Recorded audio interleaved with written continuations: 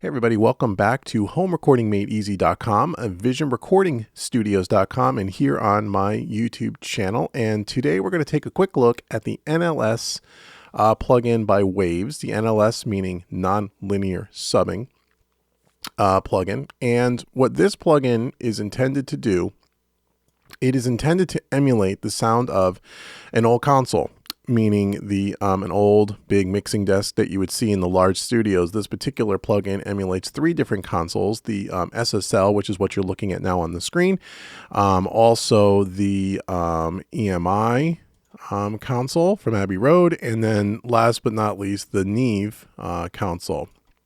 And so before we take a listen to some sounds here, let's talk about, for people that are not sure, what is analog summing and what is the advantage of using something like a console emulator. So this plugin is meant to be used either one of two ways, either as the front end, the very first plugin you put in your insert chain across all your channels, which I'll show you in a second, to emulate the input side of these desks, or you could put it as the last insert in your chain to emulate what you would be doing if analog summing, which basically, what is analog summing? Let's start there. So analog summing is where you can route out of your audio interface using your discrete outputs, the audio out of your DAW, your individual tracks, to a piece of hardware, an analog summing amplifier.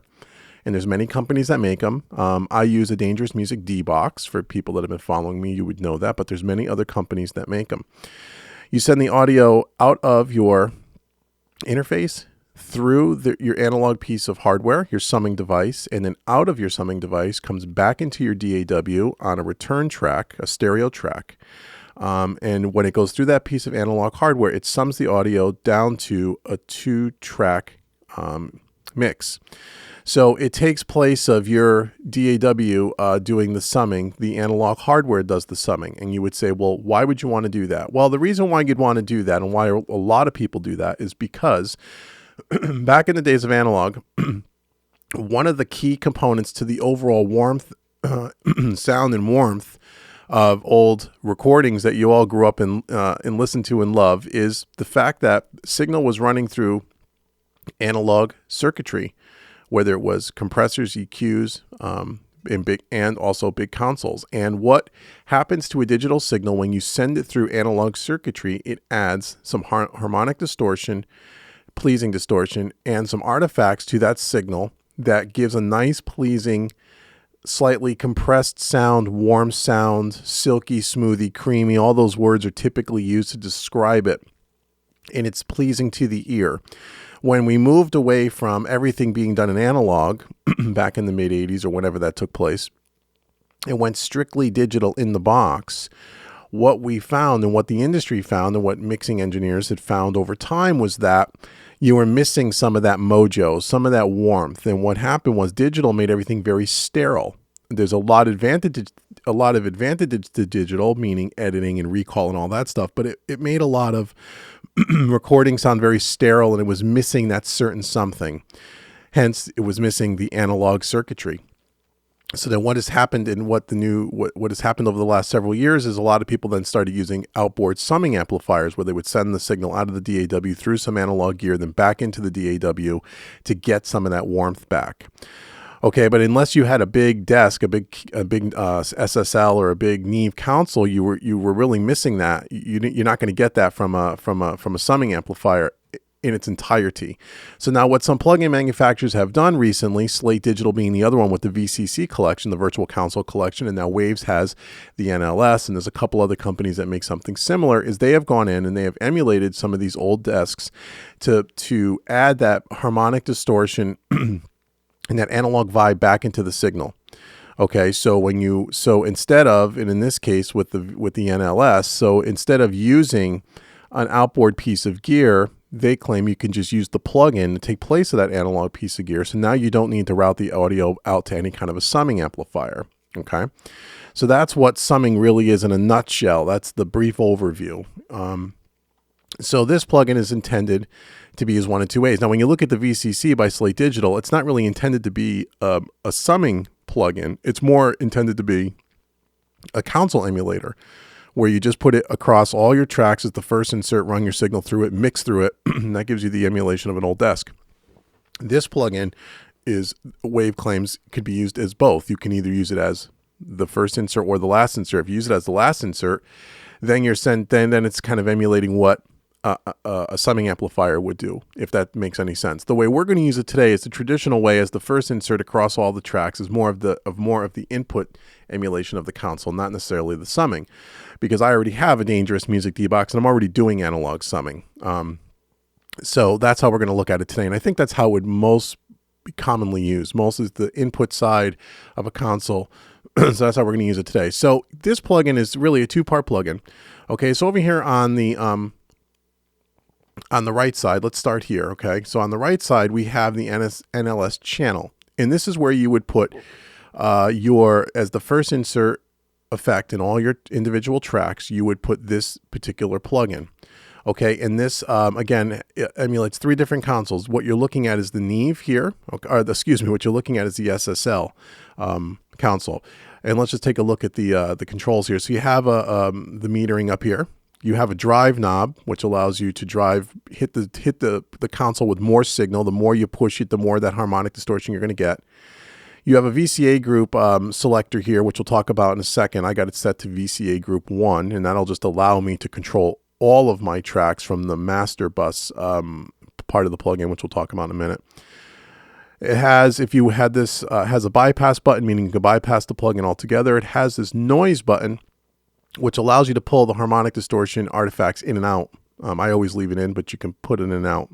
And then it has the mic button, which emulates, if you want, what it gives you, I believe a 20 dB boost, which again kind of emulates what you would do if you were plugging, let's say, a bass guitar directly into an old desk on the input side, and you hit this mic button, you get that nice crunchy distortion. Okay, we're going to leave that out for now. And then it has an output fader here to kind of as a gain stage. Okay, so that's the channel part of the plugin. The bus part, what you would put on your stereo bus, again, is the first insert is the NLS bus. It looks very similar to the channel. You have a drive to drive the overall signal, okay? You have a trim control, which allows you to kind of, again, if you drive more and the volume goes up, you can kind of level match and turn down the trim knob. You have the VCA group selector, again, which we'll talk about in a second, and then you have the noise. You can pull in and out, and you can bypass the plugin in and out. Okay. Now the VCA group I have set to VCA group 1, and the reason why I did that was so then I can go ahead and I can control, if by bypassing and controlling everything from the bus part of the plugin, we'll control all the individual channels. Let me explain. So here I got everything set to group 1. As you can see, here is the selector, group 1, and I have the kick-in mic part of this plugin, the NSL channel, set to group 1. So now if I come over here, I can choose my different consoles. So let's say right now I'm running the Spike, which is the SSL, and let's say across the whole mix I want to kind of A-B them as the mix is playing back, which is what we're going to do here today. I could switch over to the EMI console, and not only switches on the bus part of the plugin, but also on each individual channel. And we can even take a look at another individual channel just to prove that point. Here's the snare part of the plug. Here's the snare channel. So we have the kick and the snare. So now let's see if I wanted to switch it to the Neve. All of them switch over to the Neve. If I want to bypass the plugin altogether, you click on this little button here, and you can see that the bypass button lights up on the individual channels. So I can globally take the plugin in and out of the circuit here. If I want to take the noise in and out, again, you can see the noise LED goes out. Okay, so by setting it to VCA groups, you could go ahead and you can globally control everything off of one part of the plugin.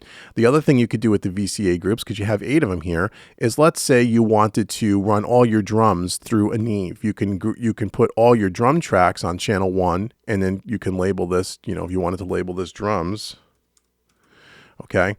Then let's say you want to put all your guitars through the SSL. You can route the guitar tracks on your individual channels to VCA group 2, and you can switch this to the SSL.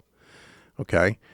And then you can do, let's say, your vocals on the EMI. You can put all your vocal tracks to VCA group 3, and you can make group 3 the EMI. So now you can have different sections of your mix going through different consoles if you choose to do that. I typically use this as one global all the way across the same console desk.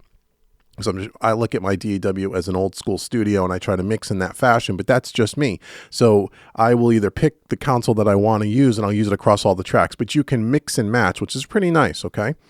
So that's pretty cool. And again, you have faders here for output level, and you have input level here. These little red knobs are like drive controls, like this red knob here. Okay. So that is how the two basic parts of the plugin work. Now, one other unique thing about this plugin, which is a little different from other ones on the market, is not only did they just emulate, in this particular case, we're looking at the Neve, did they emulate one channel on the Neve, and all the all the channels are all emulating the same physical channel on the, say, an old Neve desk. What they did is they modeled 32 different channels. Okay, and the reason why they did that was because each channel, even in the hardware, in the analog world, has its own characteristic and is going to sound a little bit different. So, for example, if you plugged your bass guitar into an old school Neve desk on channel 1 and recorded a pass, and then plugged it into, say, channel 7 and recorded the same pass again and listened and A-beat them back, they're going to sound slightly different because they have a different characteristic to them. Again, it's subtle, but it's there. So what Waves did is they emulated all 32 channels, and the way you can see that here, if you come up to the load button on, let's say, any one of the channels, and we're on the Neve, you can see there's 32 channels here. So what you would typically do, and what they recommend, is let's say you have kick, snare, hi-hats, channels 1, 2, 3. You'd put your kick on channel 1, your snare on channel 2, your hats on channel 3, et cetera, all the way through your tracks. And now you have, again, a little bit of variation between all the different channels throughout your mix, which is going to give it more of an authentic sound. All the other plugins on the market to date, as far as I'm aware of, that do this sort of thing, only doesn't have that feature. So that's kind of unique to Waves, at least for now, which is pretty neat. And there is a difference. I've listened to them. There is some slight subtle differences. And again, on a track-by-track basis, it may not seem like much, but when you build it up across an entire mix, all those little subtleties is what gives the music more, or the track, more character. Okay? So what we're going to do quickly here is just go through we're just going to go through the different sounds of the different consoles so you can see, and I'll leave up the master and one of the channels so you can see, as I bypass stuff, you can see, it working globally. Okay, so this is a basic indie rock track, an acoustic drum kit, bass, acoustic guitars, electric guitars, some pianos, a B3, a Wurlitzer, and the vocals are muted, so we're just listening to the music. Now keep in mind that this track is not mixed. The only thing that I've done to this track up to this point was it a quick rough with some faders, got some levels, got some panning, as you could probably see in the background. And the NLS is the first channel in my inserts, and you can see that up here. They're in blue, NLS. Okay, right below it, which is grayed out, means that it's bypassed.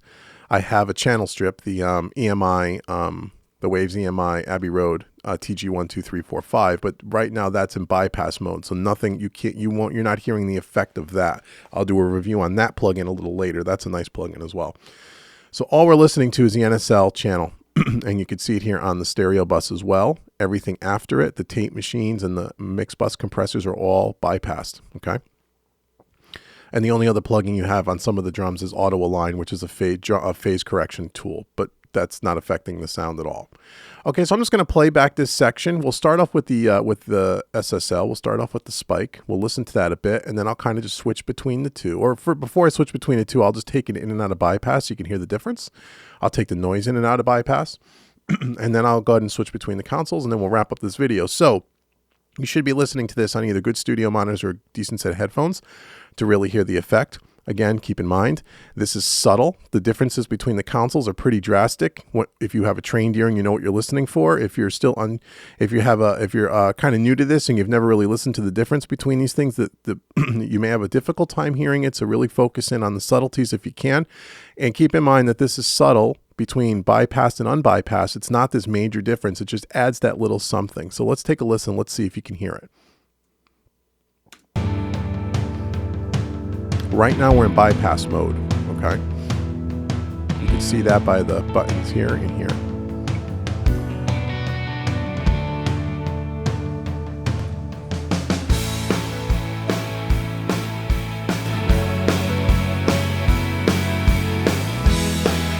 Now we're on.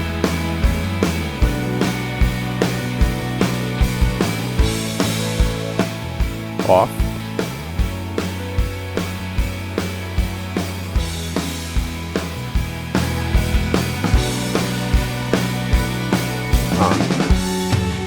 Okay, you can see it gets louder when you turn it on. So what we'll do is turn down the trim control to level match it a little bit.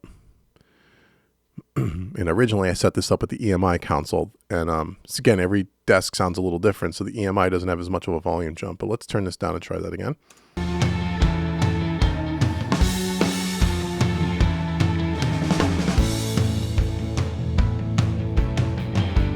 Okay, we're in bypass mode right now.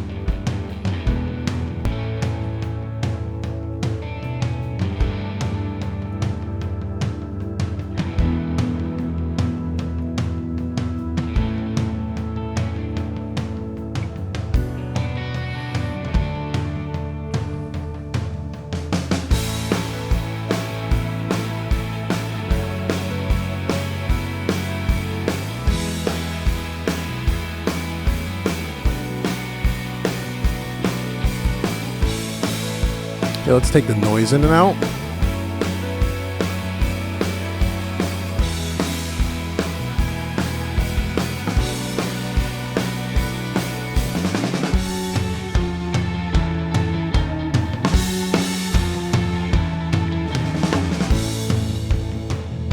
Okay, bypassed.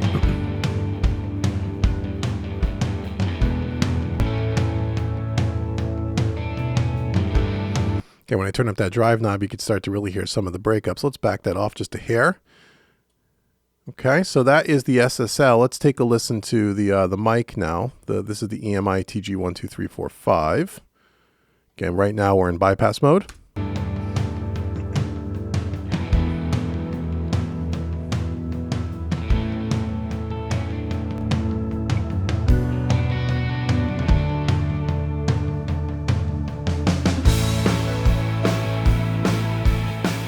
Bypass mode.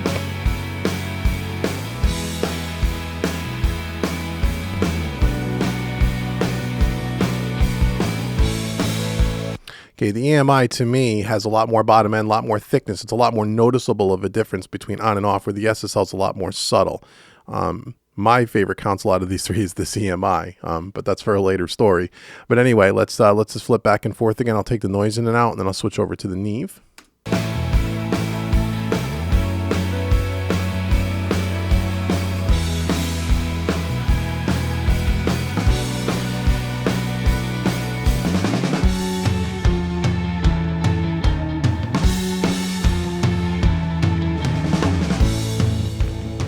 Bypassed.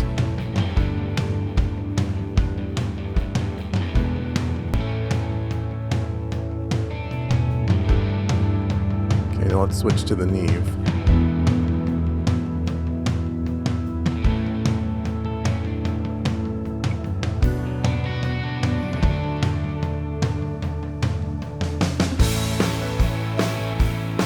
Bypassed.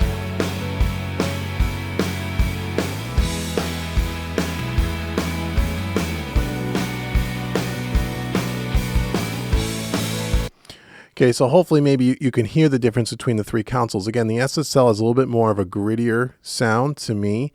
The EMI is a lot thicker sounding, a lot more warm sounding, and the Neve sounds a little less warm, a little less bottom end, but a lot more open in the mid and on the top end. So it's different flavors depending on what you like. I tend to like the EMI lately. But I've always been a Neve person up to this point until I got this plugin and listened to the EMI, and I'm really enjoying that right now. But I think they all sound great. So now what I'll do is I'll just shut up for a minute and I'll just switch between the three consoles, keep everything in. I won't bypass anything, so we can just kind of hear the difference.